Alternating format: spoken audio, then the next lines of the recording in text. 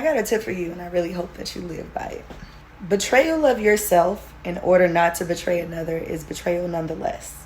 I'm going to say it again.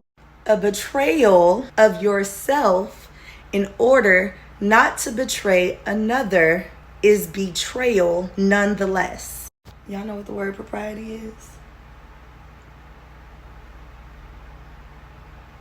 Further definition said to be right, appropriate, or fitting. There's nothing wrong with the definition. It's just the conforming for me. If you want a burger, eat a burger. If you want a french fry, eat a french fry. That oftentimes people want you to betray yourself in order to prioritize them. It's just that when you prioritize someone else outside of yourself, you ignore the basic law of self-preservation. Somebody want to call you selfish for prioritizing yourself? Good for you. Look around.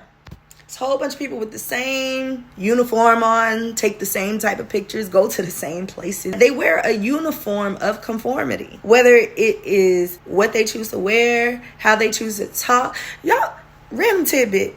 Do these children even know how to code switch anymore? I remember when I first started to separate myself from religion, I would get really good into a conversation with a stranger. And then toward the end of the conversation, they would start asking me, well, what church do you go to?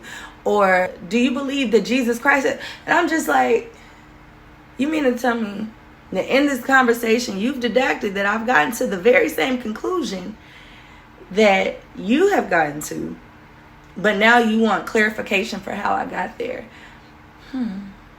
So if I don't do it y'all way, I'm doing it wrong. So I realized what they were doing was looking to see, had I conformed in the way that they wanted me to conform, in the most socially acceptable way for me to conform, church. But I speak about betraying yourself because what I want to point out there is it wasn't my connection to any kind of church that led me to where I was. It was actually my separation from church that gave me the very magical life that I live, because now I have a more close and personal with God walking within me and the omnipresence and omnipotence around me, as opposed to just something outside of me that I really hope to one day gain knowledge of. Betraying yourself isn't just dimming your light for others. It is putting out your light because you trust someone else's light to guide you better. And nobody ever giving that light to Mother, Father, God, because Mother, Father, God brightens that light, not ask you to dim yours. You always giving it to a human.